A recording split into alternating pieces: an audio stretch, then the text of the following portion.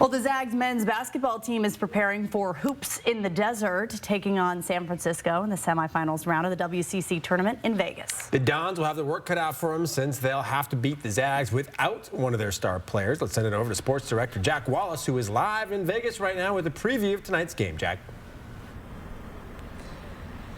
Well, we're getting so close to the tip-off between Gonzaga and San Francisco. Behind me in Orleans Arena, we have the upstart 9-seed Pepperdine Waves trying to knock off top seed St. Mary's. So the winner of that will know who they can play in the championship game if Gonzaga pulls it off and gets the win over San Francisco. But this San Francisco team is stingy. They love to stick around and do a lot. Against the Zags team, they beat them 32 times in a row. So it's going to be pretty tough to get that upset win over them in this 2-3 West Coast Conference semifinal game. But looking back at the other games that they played this season, well, of course, the Zags won, but they beat them by double digits and not particularly close games either. The last matchup was a 20-point win at Chase Center.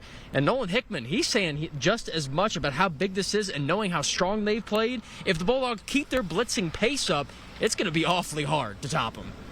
Keep playing the way we're playing.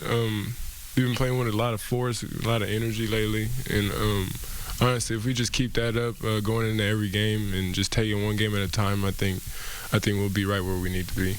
Who might be the player of the year for a second year in a row. Well, as mentioned, USF is without their star guard, Marcus Williams. He had plenty of highlights, 28 points in their game in the Bay. Again, they lost that by 20, still dropped 28 points. And the loss greatly hurts the backcourt-focused Dons, who rely on this 1-2 punch of Williams and WCC point-per-game leader Malik Thomas to deliver. Thomas didn't do particularly well against the Zags either. Zags have gotten around the Dons, as I mentioned, 32 straight times. How about this? Coach Mark Few is 54-4 all-time against USF. So you can't even really call it a rivalry. This is so lopsided. And again, I promise I'm not jinxing it. A lot of game left to go. We'll see who gets out on top and have plenty of highlights. You can't wait to see what happens at the end of this one. Plenty of good sound, all that stuff coming up on Nightside. We'll have more in the morning and plenty more on Championship Day if the Zags are able to pull it off and get that coveted West Coast Conference Tournament final spot up against either the Gales or the Waves. Reporting in Las Vegas, Jack Wallace for News Now Sports.